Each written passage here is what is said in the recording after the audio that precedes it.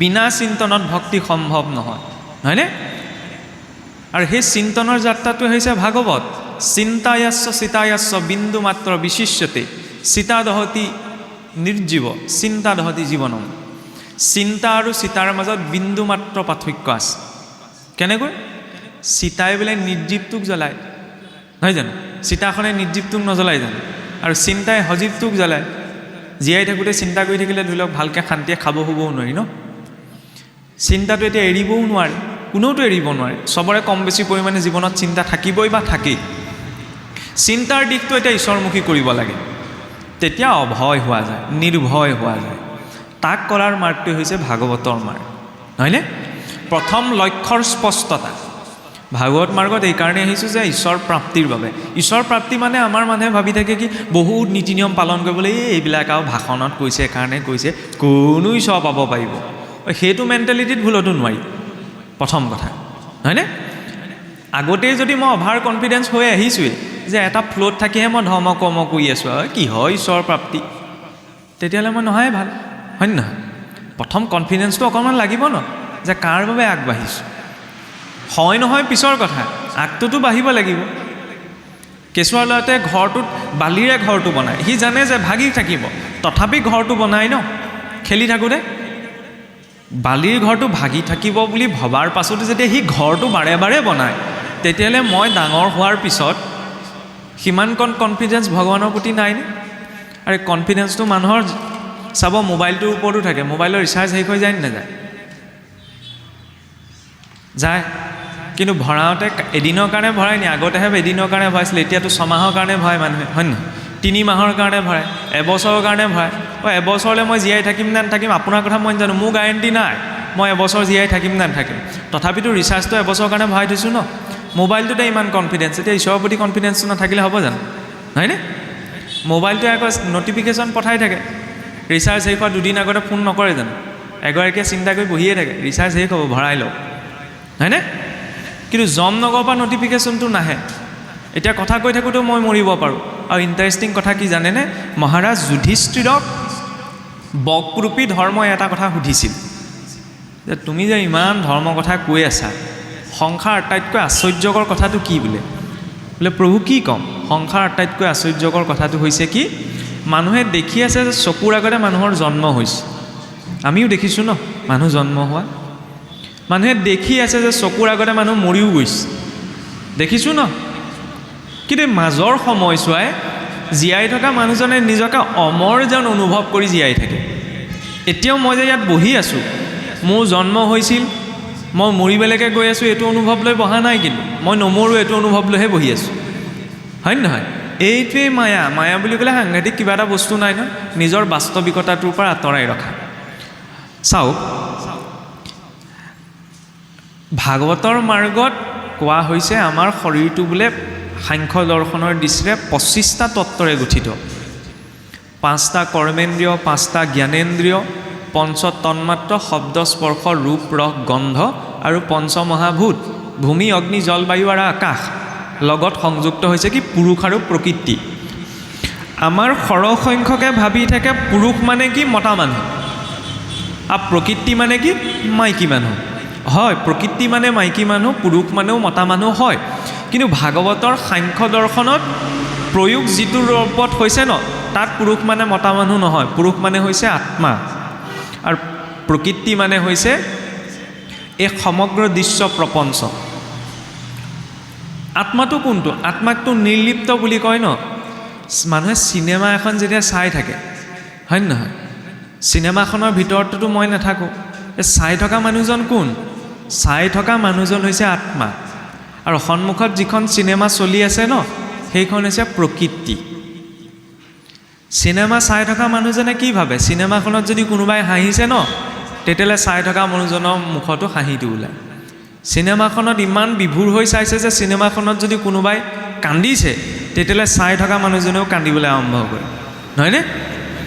চিনেমাখনত যদি কোনোবাই ডন লাগিছে ন, যেনেকৈ ক্ৰিকেট খেলখন চাই থাকোঁতে ছিক্সটো বেটছমেনজনেহে মাৰিব, এইজনো একদম চকীৰ পৰা উঠি আহে যেন নিজেই মাৰিব। মানে কি বুজাইছে?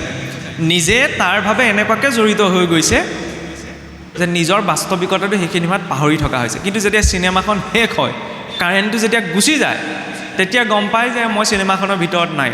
হহা কন্দা চব চিনেমাখন চাই থকাৰ কাৰণে হৈছিলে। বুজি পাইছেনে? ইনডাইৰেক্টলি কথা এটা কোৱা গৈছে। জীৱনটোতো সুখ দুখ ভাল বেয়া হাঁহিছোঁ কান্দিছোঁ এই প্ৰকৃতি নামৰ চিনেমাখন চলি আছে কাৰণে। যিদিনা ছুইচটো অফ হ'ব ন, সেইদিনাহে গম পোৱা যাব মই চিনেমা চাইহে আছিলোঁ। বুজি পাইছে ন? এদিনটো ছুইচ অফ হ'বগৈ, মৃত্যুৰ দিনা। এতিয়াও মানুহ মৰি আছে, প্ৰতি 2 ছেকেণ্ডত 120ৰ পৰা 150জন মানুহ মৰে। এতিয়ালৈকে যে সেইখন লিষ্টত পৰা নাই, এইটো কম ডাঙৰ চমৎকাৰ। মানুহে ক'ৰবা বেলেগত চমৎকাৰ বিচাৰি যায়, বাৰু যাওক, তাতো আপত্তি নাই, কিবা এটা লাভ হৈছে নহয় জানো? লাভত মানুহ সকলোলৈ যাবই, মানুহে যিয়েই নকওঁ। কিন্তু কথা হ'ল কি, ঈশ্বৰৰ ওচৰত ভক্তি যে কৰিব লাগে এই কাৰণেই লাগে। চৰকাৰে 10,000 টকা দিলেই মানুহে একদম গোটেই দিনটো লাইন পাতি থাকেগৈ নহয়, হয়নে নহয়? হয়নে? সেই চৰকাৰ জয় জয় গান হয়নে নহয়? পইচা দিছে, সুবিধা দিছে, তাত আপত্তি জনাবলৈ যোৱা নাই, সেইটো মোৰ বিষয় নহয়। ক'ব কি বিচৰা হৈছে, পইচা পাওঁতেই আঁচনিৰ সুবিধা পাওঁতেই যেতিয়া চৰকাৰৰ জয়গান হ'ব পাৰে, জীৱনৰ প্ৰতিটো উশাহ নিশাহ দি থকাৰ বাবে, ইমান এটা ভাল ছিষ্টেম দিয়াৰ বাবে ঈশ্বৰৰ জয়গান কৰিবলৈ মানুহে কিয় বেয়া পায়? বোলে ক'ত বেয়া পাইছোঁ? আমি নহ'লে নামঘৰলৈ আহিলোহেঁতেন। নামঘৰলৈ আহিছে ন, দিনটো ঘৰৰ কাম বন ত্যাগ কৰি, এইটো বহুত ডাঙৰ কথা আকৌ। এইটো সমান ত্যাগ আগৰ ঋষিমুনিসকলেও কৰিব পৰা নাছিল।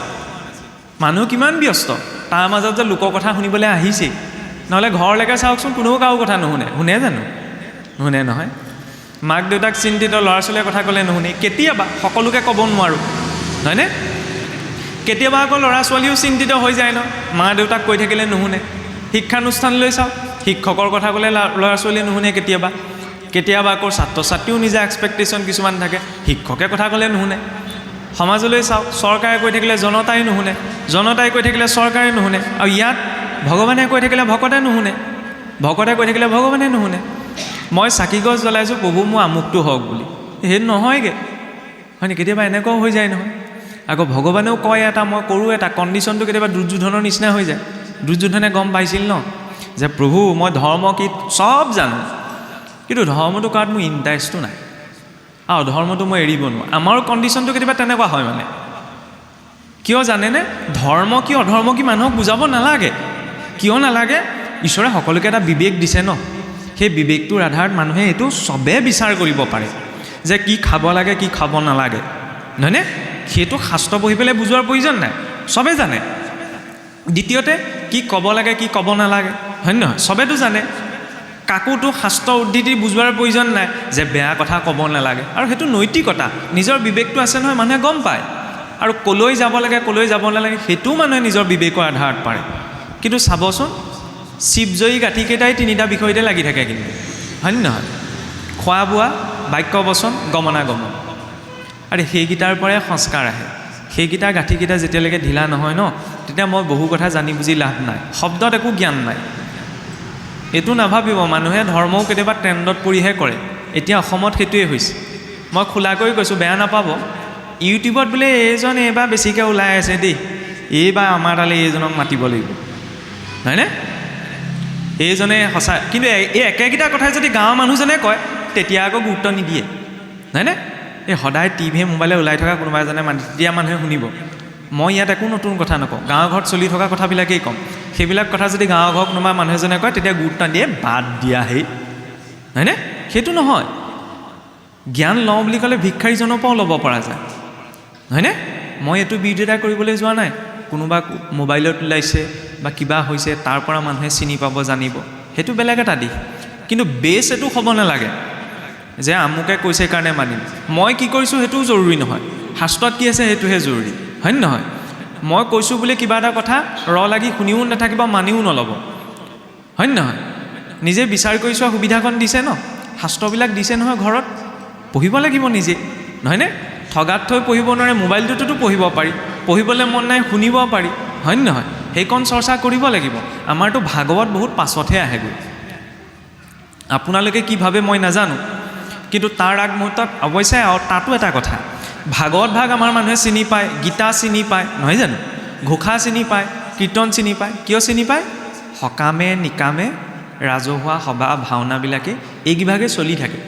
সেইকাৰণে মানুহে ভিতৰখনত কি আছে একো গম নাপালে বেটিপাতটো হ'লেও চিনি পায়, নহয় জানো? চব মানুহৰ কথা কৈছোঁ, কিন্তু আপুনি সাধাৰণ মানুহ এজনক যদি সোধেগৈ ভক্তি ৰত্নাকৰ দেখিছা, ভক্তি ৰত্নাৱলী দেখিছা, তেতিয়া কি বুলি ক'ব? আমাৰ ভাগৱতত নামঘৰটো কেতিয়াবা ভাগৱত পাতোঁতে এই বেদী যে পাতে, বুজি পাইছে নহয়?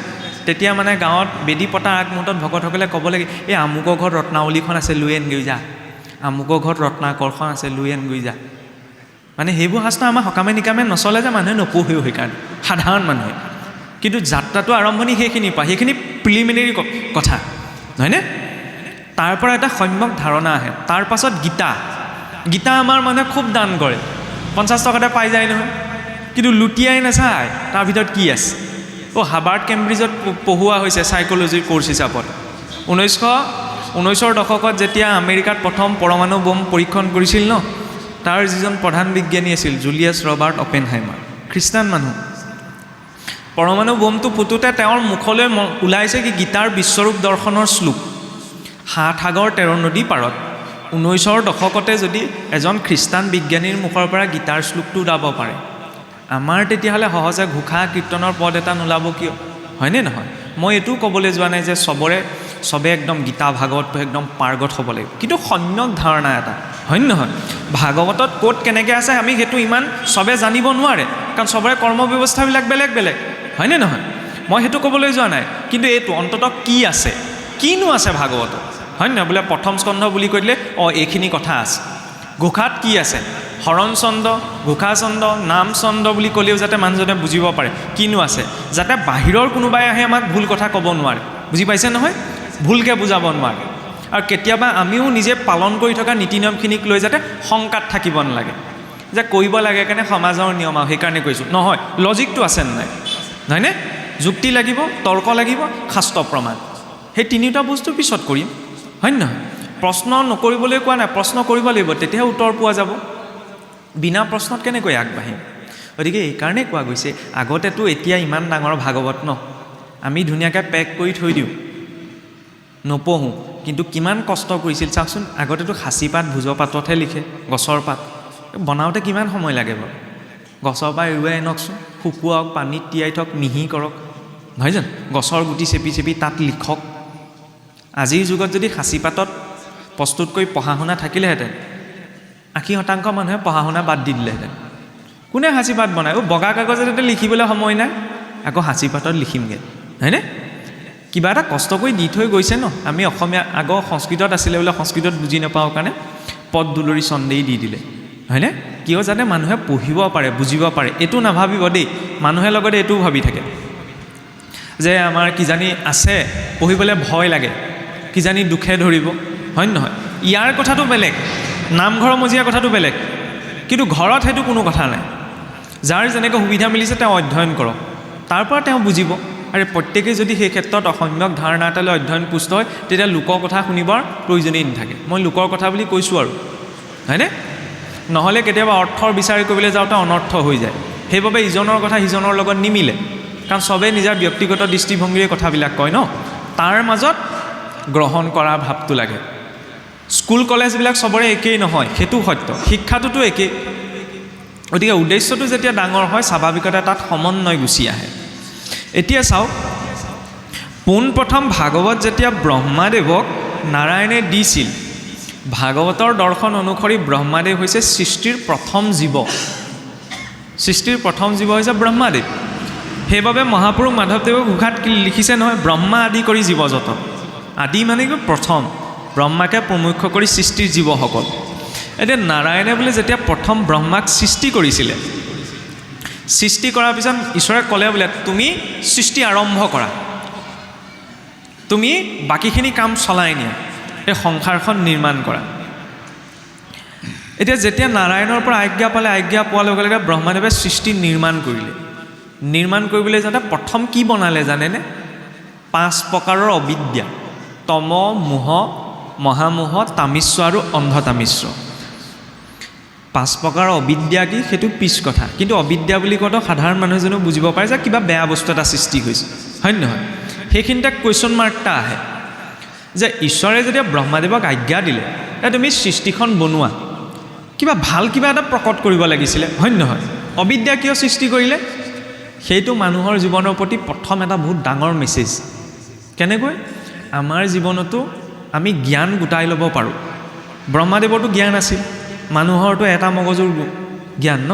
ব্ৰহ্মাদেৱটো চতুৰ্মুখী, 4টা শিৰ আছে, আগতেতো পঞ্চশিৰেই আছিলে।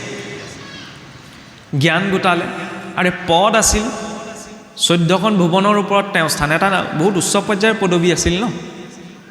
জ্ঞান আছিল, পদ আছিল, সামৰ্থ্য আছিল, হয়নে? শক্তিও আছিল, বোলে শক্তি নাছিল তেতিয়াও বেলেগ কথা, শক্তিও আছিল। তেতিয়াহ'লে অবিদ্যা কিয় প্ৰকট কৰিলে? সেইটোতো ডাঙৰ কথা। আমাৰ চাবচোন, এই বিশেষকৈ নামঘৰৰ ভকতীয়া সমাজত যিকোনো কাম কৰিবলৈ যাওঁতে ভকতসকলে আশীৰ্বাদ দিওঁতে কেতিয়াবা এটা বাক্য কয়, চাবচোন, যে আজ্ঞাপৰ ভক্তি, আজ্ঞা নহ'লে কাৰ শক্তি, হয় নহয়? যিকোনো কাম কৰি লওঁতে বোলে সমাজৰ আজ্ঞাটো লৈ লোৱা যায়, হয়নে? কিন্তু আজ্ঞাৰো এটা লিমিটেশ্যন আছে। ব্ৰহ্মাদেৱকতো নাৰায়ণে আজ্ঞা দি দিলে যে তুমি সৃষ্টিখন বনোৱা। আজ্ঞা লোৱাৰ পাছতো যদি মাৰ্গদৰ্শনটো নাথাকে জীৱনত, তেতিয়াহ'লে অবিদ্যাহে সৃষ্টি হয়। ব্ৰহ্মাদেৱৰ পদ, মৰ্যাদা, শক্তি, সামৰ্থ্য চব আছে, আজ্ঞাও ল'লে, কিন্তু মাৰ্গদৰ্শনটো নল'লে, কেনেকৈ আগবাঢ়িল, হয়নে? মানুহৰ জীৱনতো তেনেকুৱা, মানুহে জ্ঞান, পদ, মৰ্যাদা এই সকলো নিজৰ বলত অৰ্জন কৰি ল'ব পাৰে, কিন্তু গাইডলাইন এটা লাগে, হয়নে? পঢ়ুৱাটো এটা গাইডলাইনতহে যায়, ইটোৰ পিছত সিটো যায়, হয় নহয়? তেতিয়া মানুহৰ জীৱনটোত আগবাঢ়িবলৈ গাইডলাইন এটা লাগে। গীতা ভাগৱতক জীৱনৰ মেনুৱেলৰ নিচিনা আমি ক'ব পাৰোঁ। ফ্ৰিজটোৰ লগতো মেনুৱেল এখন আহে, মোবাইলটোৰ লগতো মেনুৱেল এখন আহে, হয় নহয়? জনা মানুহজনে কি কৰিব? বোলে কেনেবাকৈ যদি টিভিটো নতুনকৈ কিনি আনিছে, বোলে কোনটো ক'ত কি ছুইচ টিপিব লাগে, তেতিয়া মেনুৱেলখন চাই ল'ব ন, কোনটো টিপিলে কি হ'ব। মোবাইলটোৰ লগতো আহে। জীৱনটোতো কেতিয়াবা কেনেকুৱা হয় নহয়, জেগা জীৱন নামৰ গাড়ীখন ৰৈ যায়, ক'ৰবাত খুন্দা মাৰি দিয়ে, কি কৰিম কি নকৰিম লাগে। তেতিয়া সেইখন মেনুৱেল বিচাৰি ক'ত যাম? গীতা ভাগৱত হৈছে সেই মেনুৱেল, য'ত জীৱনৰ সকলো পৰিস্থিতিতে ব্যক্তিজনে কেনেধৰণৰ ব্যৱহাৰ কৰিব ন, কেনেধৰণৰ এক্ট কৰিব, সেই বিষয়ে এটা পলিচি দিয়া গৈছে। মাতৃহে জানয় কাৰ বীৰ্যে পুত্ৰ, মাতৃহে পৰিচয় কৰাই দিয়ে পিতৃ, হয় নহয়? সন্তানটো যেতিয়া জনা বুজা হয়, তেতিয়া মাকে কয় বোলে মা বুলি মাতা, দেউতা বুলি মাতা। মাতৃয়ে নিজৰ পিতৃ মাতৃ, সুহৃদ, বন্ধু বৰ্গ, ককাই ভাই, ককা আইতা, এই সকলোৰে পৰিচয় কৰাই দিয়ে। শাস্ত্ৰকো মাতৃস্বৰূপ বুলি কোৱা গৈছে। শাস্ত্ৰস্বৰূপ জননীয়েও বাপেকৰো বাপেক কোন দেখুৱাই দিয়ে, হয় নহয়? এতিয়া বাপেকৰো বাপেকক চাবলৈ গ'লে কিছুৱে এইটো শংকাটো থাকে। আচ্ছা, এটা কথা কওকচোন, মাজতে ভগৱানক মানিব লাগে নে জানিব লাগে বাৰু? কি ভাবে আপোনালোকে? আপোনালোকৰ নিজৰ দৃষ্টিটো কওক। ভগৱানক আমি মানো নে জানো বাৰু? জানিব লাগে, হয় জানো? আপোনালোকে কি কয়? ভগৱানক মানো নে জানো বাৰু? যিটো ভাবি পাইছে, ইয়াত কোনো ধৰি লওক এইটো নাভাবিব, খোলাকৈ কৈছোঁ, মই ইয়াত প্ৰশ্ন কৰিছোঁ, আপোনালোকে উত্তৰ দিব লাগিব, এইটো নহয়। আলোচনা কৰিবলৈ আহিছোঁ ন, তেতিয়া মানে ভাল লাগিব। নহ'লে মই কৈ যাম, আপোনালোকে শুনি থাকিব। যদি বেলেগ কিবা এটাই বুজিছে, মই কেনেকৈ গম পাম? পিছত যোৱাৰ পিছত যদি আলোচনা হয়, কিনো গালে, একোৱেই বুজি নাপালোঁ, হয় নহয়? আমাৰ লগত নিমিলে দেই কথাবিলাক। এইটো যদি হয়, তেতিয়াহ'লে আৰু গ্ৰাফডাল উঠি একে স্তৰলৈ গুচি আহিব। সেইকাৰণে অকণমান চেষ্টা কৰা হৈছে আলোচনা এটা কৰা, আপোনালোকেও যাতে সুবিধা পায়। মোৰ মনোভাৱটো কি? মানুহৰ মনোভাৱটো জানিব লাগে ন। আচ্ছা, কি বুলি ভাবে? ভগৱানক জানিব লাগে নে মানিব লাগে? আচ্ছা, তোমালোকে কওঁ, ভগৱানক মানা নে জানা? মানিব লাগে নে জানিব লাগে বাৰু? কি কৈছা? জানিব লাগে, জানিবও লাগে, মানিবও লাগে, হয় নহয়? আপোনালোকে কি ক'ব বাৰু? সেইটোৱে। বাৰু, প্ৰথম কথা হ'ল কি, সৰু উদাহৰণ এটা দিছোঁ দেই, উত্তৰটো তেতিয়া নিজেই পোৱা যাব। এই কথাটো কিয় টানি অনা হ'ল? আমি ইমানখিনি ভগৱানৰ কাৰণে কৈছোঁ ন, মোকতো মাতিলে কাৰণে আহিছোঁ। আপোনালোকেতো কৈছে অনুষ্ঠানভাগ পাতিবলৈ যাওঁতে ক'লৈ কি গৈ কি গোটাব লগা হৈছে, মইতোতো দেখা নাই, হয় নহয়? ঘৰে ঘৰে যাব লগা হৈছে, এনেইতো হৈ যোৱা নাই। আৰে মানুহে দিনটোৰ কৰ্ম ত্যাগ কৰি পেলাই অনুষ্ঠানভাগ কৰিছে, কাৰ কাৰণে? বোলে ভগৱানৰ কাৰণে। তেতিয়া আচ্ছা, ভগৱানক জানোনে আমি মানো? সেইটোতো স্পষ্ট হ'ব লাগিব। ক্লিয়াৰিটিটো নাথাকিলে কৰাৰটো অৰ্থ নোলাব ন। কেঁচুৱা ল'ৰা এটা যেতিয়া জন্ম হয়, যেতিয়া তাৰ প্ৰথম মাত ফুটোতে মাকে বা দেউতাকে শিকায় ন, বোলে মা বুলি কোৱা, দেউতা বুলি কোৱা, হয় নহয়? তেতিয়া সি মা কি বস্তু চিনি পায় নে নাপায়? যেতিয়া সি প্ৰথম মা বুলি কয়, মা কি বস্তু চিনি পায় নে নাপায়? নাপায় ন। পিছত অকণমান বুদ্ধিটো যেতিয়া জনা শুনা হ'বগৈ, তেতিয়াহে গম পাব মা কি, দেউতা কি, হয়নে নহয়? প্ৰথমতে তেতিয়াহ'লে মা দেউতা এইবিলাক শব্দ সি কি কয়? জানি পেলাই কয় নি? মানি কয়। মা বুলি মানিব লাগে, মই মানিছোঁ, হয় নহয়? আমি কওঁনে বোলে আমুকে বোলে মাক দেউতাকক মানে দি, আমুকে বোলে মাক দেউতাকক নামানে, কেতিয়াবা কওঁনে? আমি মানিলেহে জানিব, হয় নহয়? কিন্তু মই মা দেউতাক জানো, মই জনা বুজা হ'লোঁ, শিক্ষিত হ'লোঁ, মা দেউতা কি, ককা আইতা কি, ককাই ভাই কি, মই চব জানো। এইবিলাক ৰিলেশ্যনৰ চব ডেছক্ৰিপশ্যন মোৰ মনত একদম লজিকেলি চব ফিট হৈ আছে। কিন্তু মই যদি নামানো, হয় নহয়? তেতিয়াহ'লে প্ৰথম কি? মানিব লাগিব। আৰু ভগৱন্তকতো কোনেও জানিব নোৱাৰে। বোলে ভগৱান কৃষ্ণ বুলিতো জানিছোঁ, নহয়, কৃষ্ণ বুলি মানিছোঁহে, কিন্তু কৃষ্ণক জনা নাই, জানিছোঁ জানো?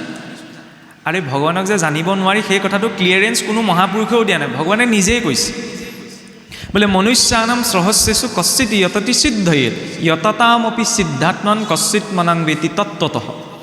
হাজাৰজন মনুষ্যৰ ভিতৰত এজন মাত্ৰ ধাৰ্মিক, তেনেকুৱা 100জন ধাৰ্মিকৰ ভিতৰত এজন মাত্ৰ আধ্যাত্মিক। তেনেজনে আংশিক ৰূপত জানো নাজানো অৱস্থাত তেওঁক জানিবলৈ সুবিধা পায়, সম্পূৰ্ণ ৰূপতো জানিব নোৱাৰে, আংশিক ৰূপত, হয় নহয়?